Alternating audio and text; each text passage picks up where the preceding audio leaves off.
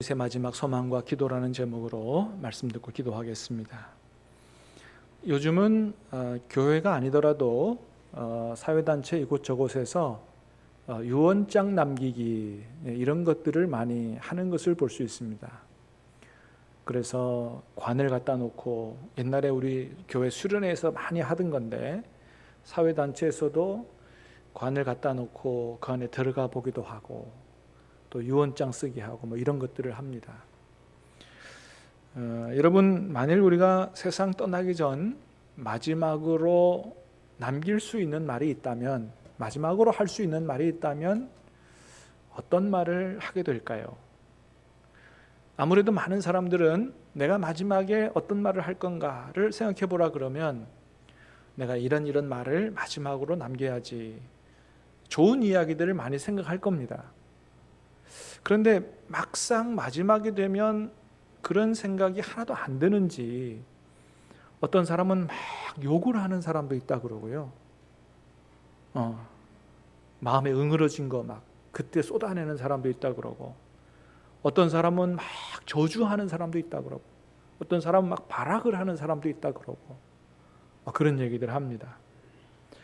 여러분, 저와 여러분은 마지막에 남길 말이 있다면 어떤 말들을 할 수 있을까요? 자, 오늘 본문 보니까 다윗은 마지막으로 이런 말을 남겼다고 기록하고 있습니다. 자, 1절을 다 같이 읽겠습니다. 시작. 이는 다윗의 마지막 말이라. 이새의 아들 다윗이 말하며 높이 세워진 자 야곱의 하나님께로부터 기름 부음 받은 자 이스라엘의 노래 잘하는 자가 말하노라. 자, 오늘 본문 보니까 이는 다윗의 마지막 말이라로부터 시작하죠. 그러니까 오늘 본문의 말은 다윗이 죽음을 바로 앞두고서 한 말이다라고 하는 것을 우리가 볼 수 있는 말이죠.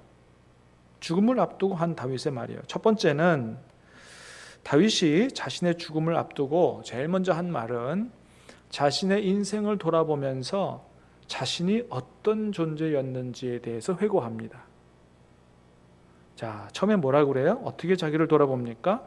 이새의 아들 다윗이 말하며. 자, 자기 인생을 돌이켜보면서 내가 어떤 사람이었나, 어떤 사람으로 살아왔나를 생각해 보니까 먼저는 자기가 이새의 아들이다라고 얘기했다는 거죠. 무슨 얘기입니까? 이렇게 나는 원래 평범하고 미천한 사람이었다, 그걸 얘기하는 거예요. 자, 그도 그럴 것이, 여러분, 다윗이 이새의 8 아들 중에 막내로 태어났죠.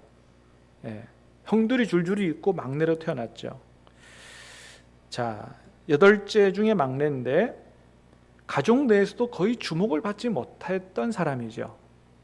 그래서 사무엘이 하나님의 명령을 받아서 이새의 집에 이스라엘의 왕으로 세울 만한 사람이 있다, 가서 기름 부어라 명령을 받고 갔더니 줄줄이 다 있는데 누구만 없는 거예요. 다윗만 없는 겁니다. 그래서 알아보니까 다윗은 집안에 있지 않고 밖에 가가지고 들여서 양치고 있는 거예요. 이게 무슨 얘기입니까? 다윗의 아버지 이새가 생각하기에도 다윗은 사무엘이 지금 방문한다 그러는데 뭐 이스라엘의 임금 이런 거와는 전혀 거리가 먼, 그러니까 그런 큰 지도자가 될 만한 그런 제목이 전혀 아니다라고 생각을 한 거죠. 여러분, 일반적으로 형들이 줄줄이 있으면 누가 밖에 나가서 양치기 해야 됩니까? 형들이 가야 될 거 아니에요. 근데 형들 다 집안에 놔두고 사무엘 만나게 하고 막내 다윗을 내보냈다. 전혀 기대받지 못한 그런 사람이 다윗이었다는 거죠. 자, 그런데 그런 다윗이 바로 하나님이 찾으시던 인물이었다라고 하는 거예요. 놀랍지 않습니까?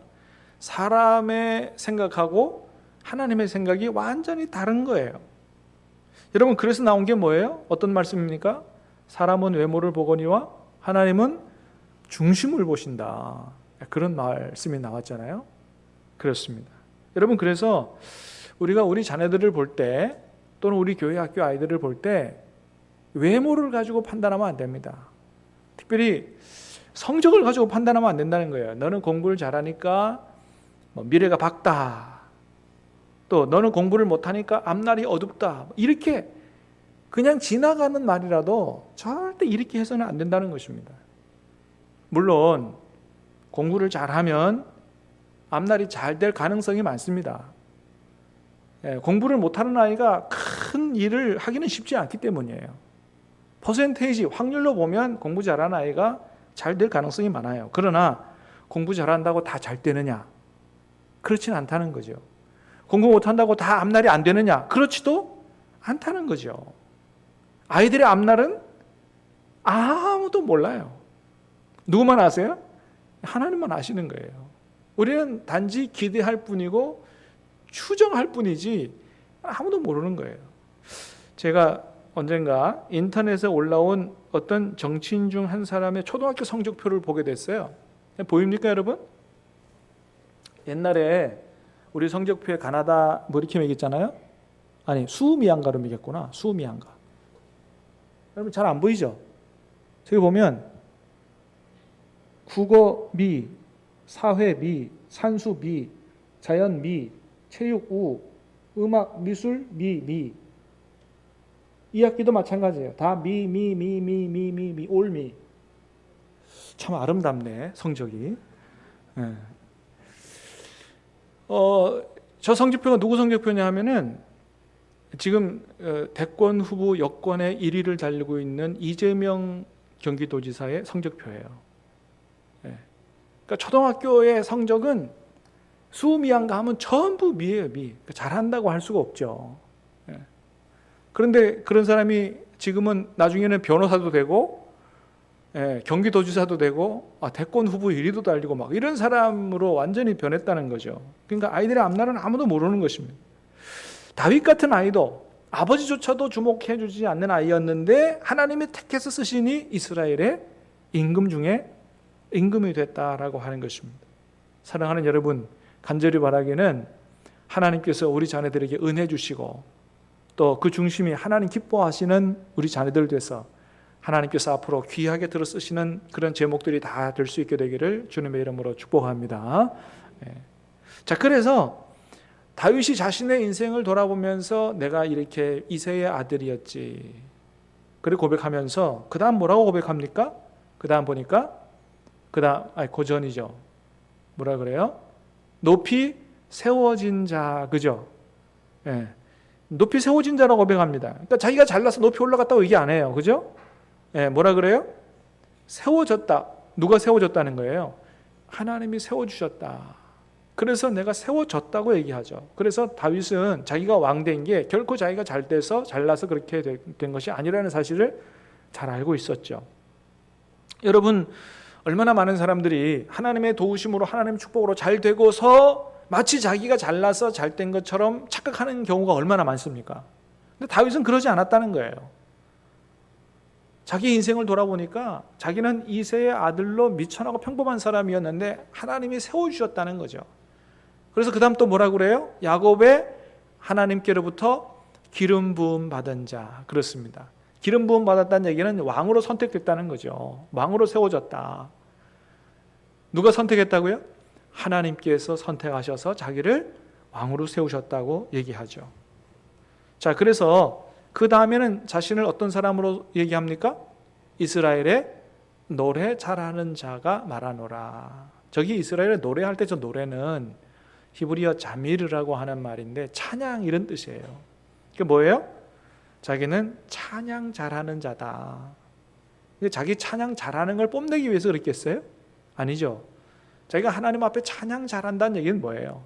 하나님이 내게 주신 은혜를 깊이 감사하면서 내가 하나님 앞에 찬양하는 사람이다.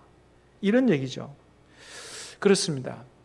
여러분, 다윗이 이 세상을 떠나기 전에 제일 먼저 한 것은 자신의 인생을 돌아본 거예요.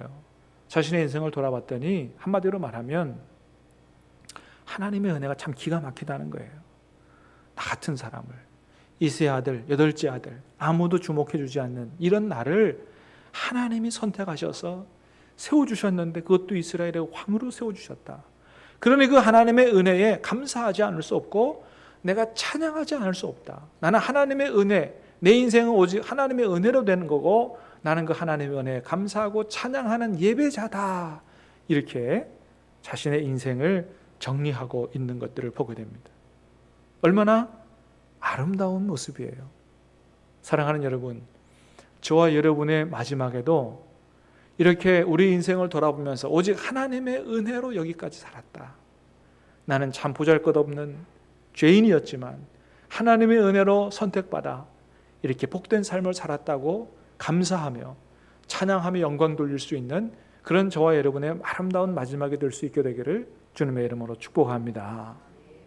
전 성경을 보면 야곱의 마지막이 참 아름답다고 느낀 적이 많아요. 볼 때마다 참 너무 아름답다.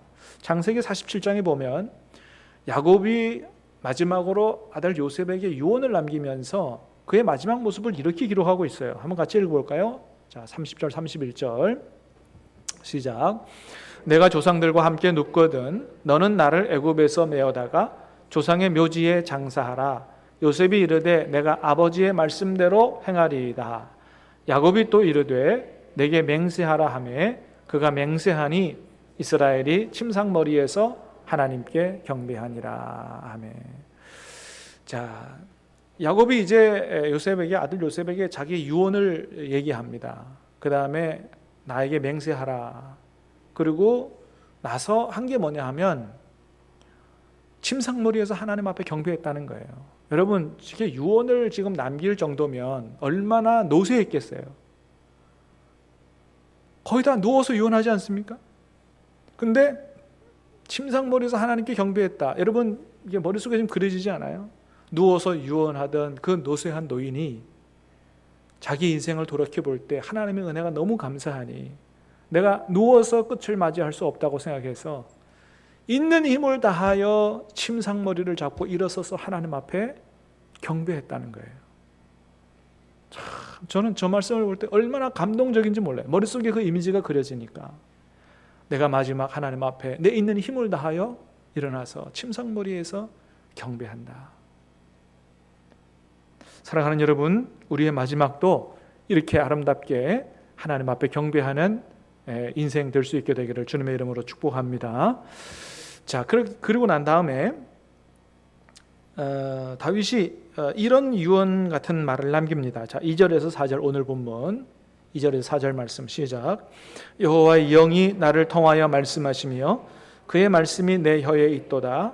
이스라엘의 하나님이 말씀하시며 이스라엘의 반석이 내게 이르시기를 사람을 공의로 다스리는 자 하나님을 경외함으로 다스리는 자여 그는 돋는 해의 아침빛 같고 구름 없는 아침 같고 비 내린 후에 광선으로 땅에서 오미 돋는 쇠풀 같으니라 하시도다. 아멘.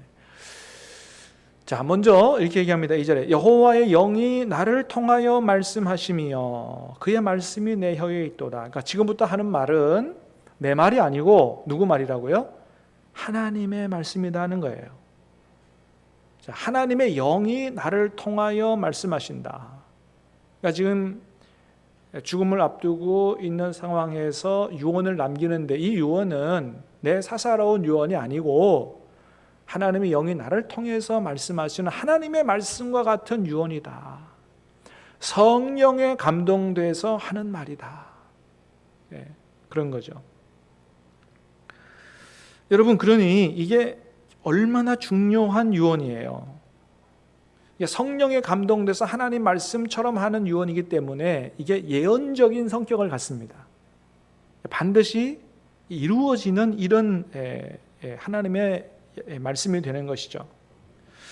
여러분, 그렇습니다. 우리가 마지막 순간에 뭐 유산상속 이런 얘기하고 끝날 게 아니고 이렇게 하나님의 말씀과 같은 유언을 남기는, 여러분 좀 우리가 그렇게 해야 되지 않겠습니까? 그죠?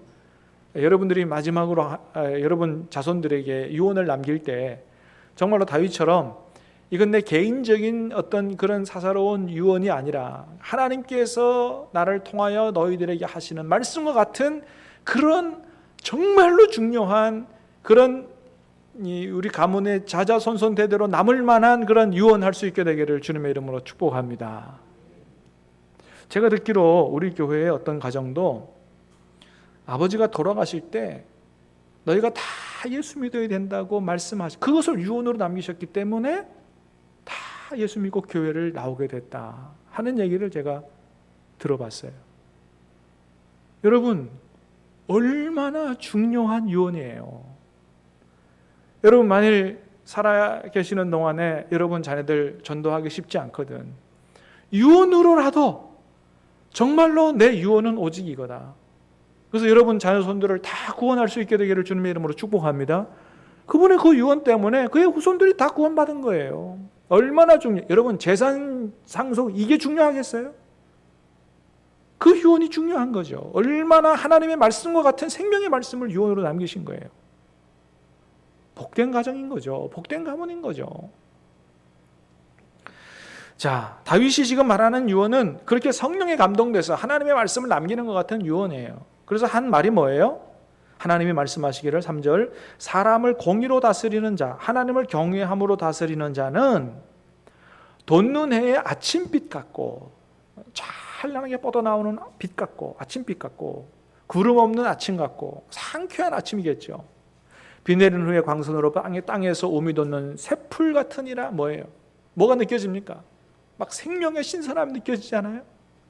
그러니까 사람을 공의로 다스리고 하나님을 경외함으로 나라를 다스리는 왕은 아침 해가 찬란하게 빛나는 그런 사람, 그리고 땅에서 오미 돋는 새풀처럼 온 국민들에게 생명을 줄 수 있는 이런 귀한 존재다.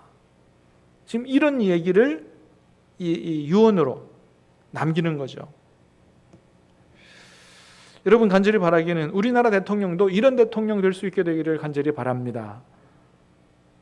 이런 대통령, 여러분 이제 앞으로 대선이 1년도 채 안 남았는데 내년에 뽑혀지는 대통령이 정말로 이런 대통령, 공의로 나라를 다스리고 하나님을 경외함으로 다스림으로 말미암아 아침빛같이 찬란하게 빛나고 온 대지에 온 사람들에게 생명을 공급할 수 있는 이런 대통령 나올 수 있게 되기를 주님의 이름으로 축복합니다. 여러분, 우리 지금 문 대통령 처음에 시작할 때 얼마나 국민적인 신뢰와 존경을 받았어요. 그런데 지금은 좀 아쉬운 게 있어요. 역대 대통령에 비하면 그래도 잘했다고 생각이 되지만 좀 아쉬운 게 있어요. 주택 문제, 그거는 의도지 않은 결과일 거예요. 이 정부가 다 잘못했다고 얘기할 수도 없어요. 그게 어느 한순간에 이게 잘라서 얘기할 수 있는 게 아니기 때문에. 그러나 그거 자체하고라도 검찰개혁 한다고 해서 너무 어거지잖아요. 윤 검찰총장을 쫓아내듯이 너무 그렇게 한다든지, 조국 같은 사람을 그냥 끌어안고 계속해서 하는 민주당도 마찬가지고, 그렇게 해서 내로남불 이런 문제들 참 국민들의 신뢰를 많이 잃어버렸죠. 여러분, 오죽하면 검찰총장이 차기 대선 후보의 1위의 그 지지를 받느냐 말이에요. 이건 뭘 반증하는 겁니까? 정부 여당이 지금 너무 잘못하고 있다는 것을 반증하는 거거든요. 얘기를 들어보니까 전 세계 역사 가운데 검찰총장이 바로 대통령 된 경우가 없다는 거죠. 오죽하면 이런 현상이 벌어지느냐라고 하는 것이죠. 너무 우리 여당이 국민들의 말에 귀를 기울이지 않아요. 너무 자신들의 신념을 힘으로만 붙이려고 한다 이거죠. 우리나라는 자유민주주의 국가이기 때문에 서로 대화하고 토론하고 타협을 거쳐서 함께 앞으로 나아가야 되는데, 자기들의 신념이 마치 진리인 것 마냥 생각하고 너무 밀어붙인단 말이죠. 그러니까 이렇게 해서는 안 된다. 네. 여러분, 제가 이제 이런 얘기하면, 저는 정치 얘기 잘 안 하는데 이런 얘기하면 나는 늘 걱정이 있어요. 뭐냐면 우리 성도들께서 이제 우리 목사님은 국민의 힘이구나 이렇게 생각하실까 봐. 네. 또 이 국민의 힘을 또 비판하면 또 민주당이구나 이렇게 생각할까 봐 걱정되는 거예요. 여러분, 제가 늘 말씀드리지만은 저는 국민의힘도 아니고 민주당도 아니고 무슨 당이라고요?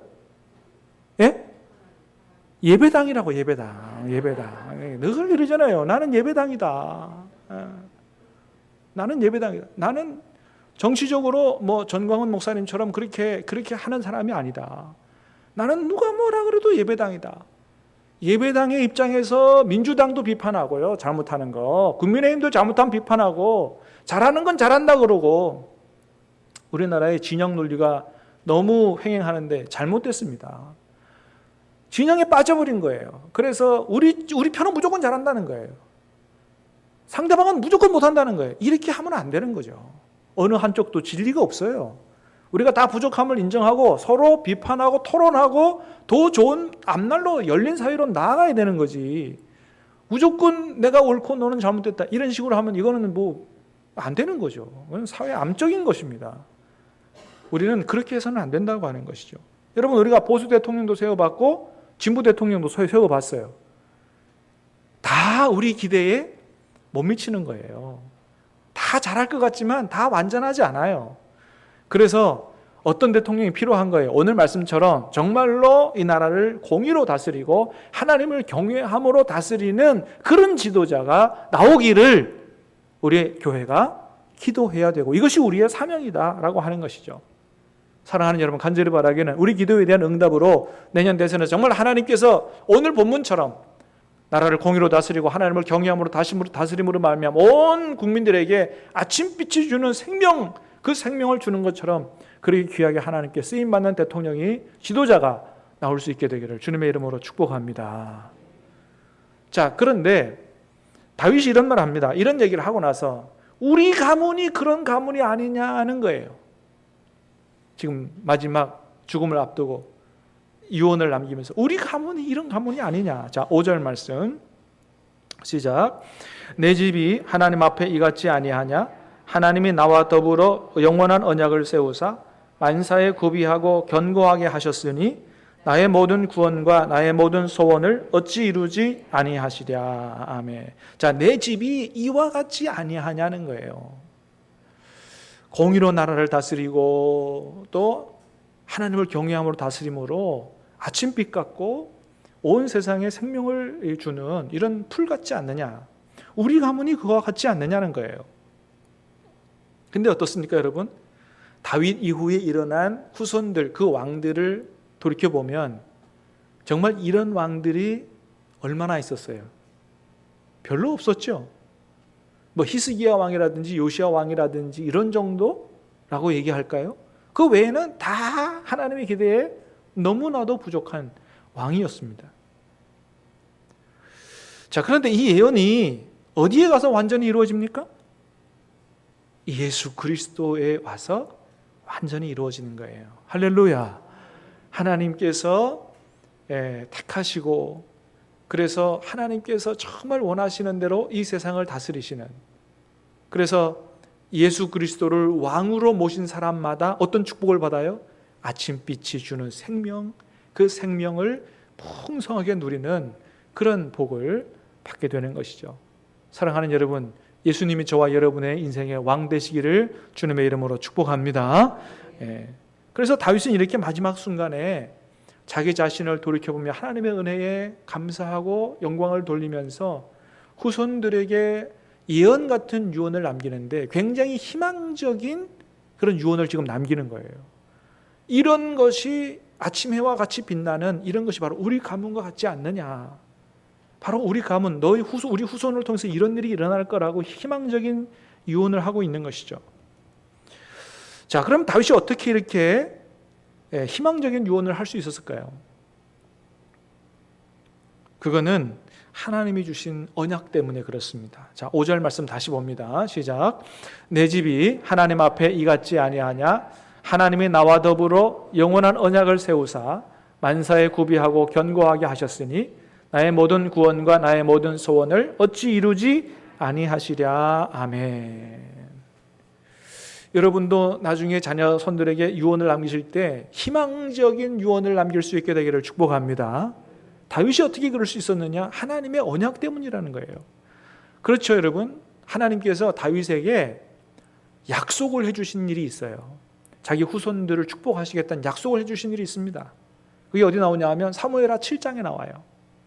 하나님께서 다윗을 축복하셔서 모든 전쟁에서 이기게 하신 이후에 평안하게 백향목공에 거하게 하셨을 때에 다윗이 생각했어요. 나는 이렇게 백향목공에 거하거늘 하나님의 괴는 휘장 가운데 있도다. 천막 가운데 있다 이거예요. 나는 백향목으로 지은 이렇게 화려한 왕궁에 사는데 하나님의 처소가 천막이라서야 되겠느냐. 그래서 생각한 게 뭐예요? 내가 하나님을 위해서 멋진 집을 지어드려야 되겠다. 성전을 지어드려야 되겠다는 생각을 갖게 된 것입니다. 하나님께서 그 마음을 너무 기뻐하셨어요. 그러시면서 하시는 말씀이 뭐냐 하면 네가 나를 위해서 집을 짓는다고? 아니 내가 너를 위해서 집을 지을게. 그리고 하신 말씀이 뭐냐 하면 너의 후손들을 내가 굳게 세워주겠다고 하나님께서 약속하신 거예요. 자, 그게 사무엘하 7장에서 쭉 나와 있는데 12, 13절만 한번 읽어보겠습니다. 시작. 내 수완이 차서 내 조상들과 함께 누울 때에 내가 내 몸에서 내 씨를 내 뒤에 세워 그의 나라를 견고하게 하리라. 그는 내 이름을 위하여 집을 건축할 것이요 나는 그의 나라 왕위를 영원히 견고하게 하리라. 아멘. 하나님께서 이 다윗의 말에 너무 감동하셔가지고 야 네가 나를 위해 집을 짓는다고? 야 내가 온 우주 만물을 창조한 하나님이 내게 무슨 집이 필요하냐. 그러나 네가 그런 기특한 생각을 가졌어. 내가 너를 위해 집을 지어줄게. 그리고 너의 후손과 왕조를 든든하게 해줄게. 너의 후손들이 잘못할지언정 내가 채찍으로 때릴지언정 그 왕위를 뺏지는 않을게. 그리고 그 후손들의 왕위를 굳게 해주겠다고 하나님이 약속하셨습니다. 그래서 실제로 약속하신 대로 다윗의 후손들이 많은 죄를 지었음에도 불구하고 그 왕조는 끝까지 그렇게 유다가 멸망할 때까지 그 이후에 예수 그리스도가 오실 때까지 이어진 것들을 보게 되죠. 여러분, 하나님께서 우리에게도 아주 귀한 약속을 해주셨습니다. 다윗과 못지않은 그런 귀한 약속을 해주셨어요. 한번 같이 읽어볼까요? 시작. 나를 사랑하고 내 계명을 지키는 자에게는 천대까지 은혜를 베푸느니라. 아멘. 성경에 하나님께서 우리에게 약속해 주신 언약들이 많지만 여러분 특별히 이 말씀을 저와 여러분이 꼭 가슴에 새기고 기억할 수 있게 되기를 바랍니다. 나를 사랑하고 내 계명을 지키는 자에게는 언제까지요? 천대까지 은혜를 베푸시겠다고 하나님이 약속해 주셨어요. 하나님이 약속하신 것이니 하나님께서 반드시 지켜주실 줄로 믿습니다. 그래서 우리가 정말로 이 하나님의 약속을 믿는다면 어떻게 살아야 되겠어요? 정말로 하나님을 사랑하고 하나님의 말씀을 따라 사는 삶을 살아야 될 것입니다. 아니, 살자는 거예요. 그렇게 인생을 살고 나서 우리가 이렇게 인생을 살아야만 또 마지막에 가서 우리 후손들에게 어떤 유언을 남길 수 있겠어요? 얘들아, 출애굽기 20장 6절에서 하나님이 내게 약속하신 이 말씀을 내가 굳게 붙잡고 내가 한평생 정말 하나님을 사랑하고 말씀을 따라 살았다. 그러니 하나님께서도 내 후손을 천대까지 축복하시고 은혜를 베푸시겠다는 이 약속을 지키실 거다. 그래서 너희들은 하나님의 은혜 속에서 잘 되게 될 것이다. 하나님이 축복하실 거야. 하나님이 돌보실 거야. 너희 앞길은 밝아. 희망적인 유언을 남길 수 있는 저와 여러분 될 수 있게 되기를 주님의 이름으로 축복합니다. 오늘 본문의 말씀이 다윗의 마지막 소망과 기도인데 이 다윗의 마지막 소망과 기도가 저와 여러분의 소망과 기도 될 수 있게 되기를 간절히 바랍니다. 우리 같이 찬양하고 기도하겠습니다.